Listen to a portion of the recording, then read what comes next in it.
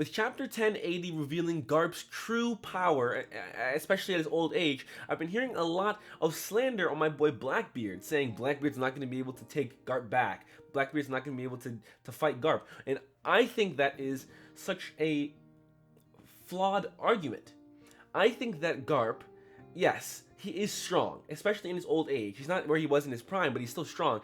But I'm here to tell you right now that if Garp and Blackbeard went up against each other, whether it was by any means, Blackbeard is beating Garp. Like, that's just how the story is going to go. But people are going to say that it's plot armor, that it's this and that Blackbeard isn't actually that strong. He isn't really a conqueror. And I have to dispute those accusations. Nah, because Blackbeard, my boy, Blackbeard's not like that. Yes, is he a conqueror? Yes, but he's not in the traditional sense. And I think the fact that people don't like that and people are hating on him is the exact reason why he is such a compelling and such a good villain. He is the perfect foil for Luffy. You see, yes, you can have Big Mom, who has this big empire, and call her a conqueror. Yes, she is one. You could have Kaido, who conquered Wano, straight up conquered Wano and had it under his rule for years, and say that is a conqueror. Yes, that is correct. But I mean, like, Kid has conqueror's haki. Is he a conqueror? Yes. You can't sit here and tell me that Blackbeard is a worse conqueror than Kid. I mean, we saw what happened to Kid in chapter 1079. Blackbeard is not weak, but Blackbeard is a coward in the way that he is not going to face his threats straight up. Even if he can beat them one-on-one, he's going to go ahead and take the most safe approach, whether that be with Law and wait, or for whoever, Law, Kid, Luffy, whoever was coming after Wano. He knew someone was going to have to end up at that island. He was going to take them on, take them from behind, because that's how he does things. That's how he's not going to go to Wano and take it himself. He's going to wait till they get there. Now we see he's on his way to Egghead. What is he there for? We'll see. I'm sure we'll figure it out. Even if he's on the ship. If he's not, he went ahead and he sent his men to go do that. He took Kobe, perhaps as a bargaining chip. He's not going to go and take whatever he wants in the way that a traditional conqueror would, though he will get what he needs. Now you can call him a coward for that, sure. Is that coward-like? I would argue, yeah, sure, yes, that is coward-like. But to compare that to just saying Blackbeard is weak and Blackbeard can't do anything is looking at it on a two-dimensional plane. You want to look at it three-dimensionally. Blackbeard has a plan. That is obvious. Blackbeard has a goal. If he's going to be the next heir of Zebek, if he's going to be the next Zebek, the second coming of Zebek, to Luffy's Roger, then yes, you have to sit there and say that yes, Blackbeard has a plan. He has something in mind. You can't say that he's dumb, because we've seen the things that he's done. Chapter 233. Blackbeard taking down Ace. And first of all, yes, Blackbeard pre-time skip. No beard, just base Blackbeard with the Devil Fruit took down Ace. He beat Ace to the point where he took him to Marineford or to the Marines. Got himself into the warlord position just to get into Impel Down. To come back to the war, chapter 440, and kill Whitebeard. Legendary pirate. You put that on paper, I don't care what you say about how he did it. The fact is, on paper, he did it.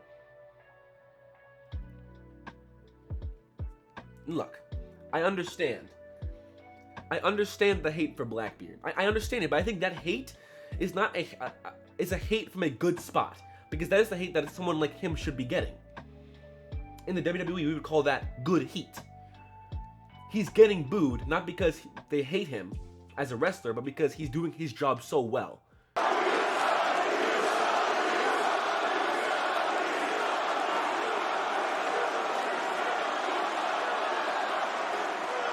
Blackbeard is a good villain.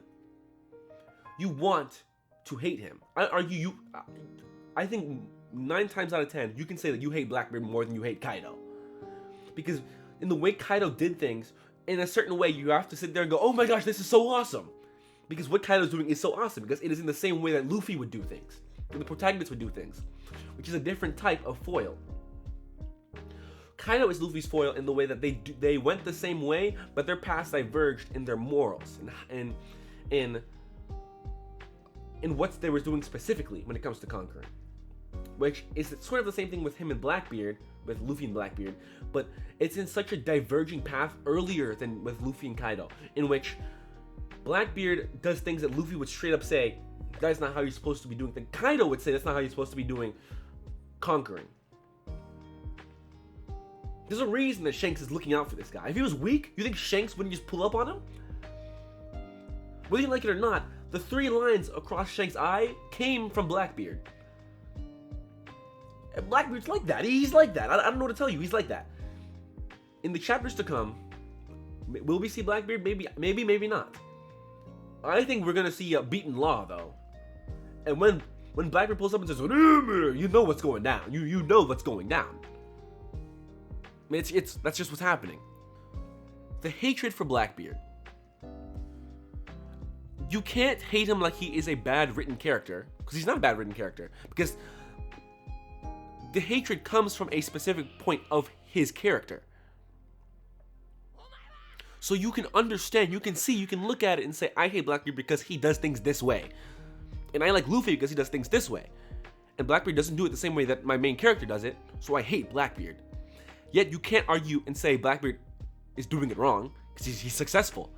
He became an emperor. He became a warlord. He got his second devil fruit. He got the devil fruit of the proclaimed world's strongest man, world's strongest pirate. Like, he's got that fruit. He's had it and had 2 years to train with it. And in those 2 years, guess what? The same 2 years that he trained with it, it's the same 2 years where he became an emperor. An emperor of the sea. Bounty higher than Luffy's. Come on now. What are we doing here? People, just because you look at him and say he takes the easy way out, you can't equivocate that with him being weak. You just can't. He beat Ace. He beat Whitebeard. He's going to beat Law. Like, let's be honest here. He's going to beat Garp. Heck, he might even kill Shanks. He might be the guy to kill Shanks. If Shanks dies, it's going to be from Blackbeard. You know that. And sure, you can say you haven't seen that. Up until chapter 1080, we didn't, quote-unquote, see anything from Garp. We haven't seen anything from Mihawk. We haven't seen anything from here, there. But we didn't see anything from Shanks until chapter 1079 when he one-shot Kid. Divine Departure. Boom. Now I can say, okay, I have evidence. I have visual evidence saying that Shanks is strong. Of course I knew Shanks was strong. I knew Garp was strong. But there was nothing to say. You can argue the same thing with Dragon right now. What's Dragon doing? Dragon's just a deadbeat dad. He's not doing anything crazy. There will come a day where you see what Blackbeard is capable of. When Blackbeard's back is against the wall for the first time in his life. And he's going to have to actually fight. Right now, Blackbeard's chilling. Everything's going great for Blackbeard. He didn't get Boa's fruit. That's probably the first L he's taken in a long time. Because even though he's a coward, man don't take no L's. When was the last time Blackbeard took an L? Other than the Boa. Come on, tell me. I'm waiting for it. Because the brother been taking W since the day I met him. Come on now. Stop hating on Blackbeard. It's been Brando, making people 214. Signing out.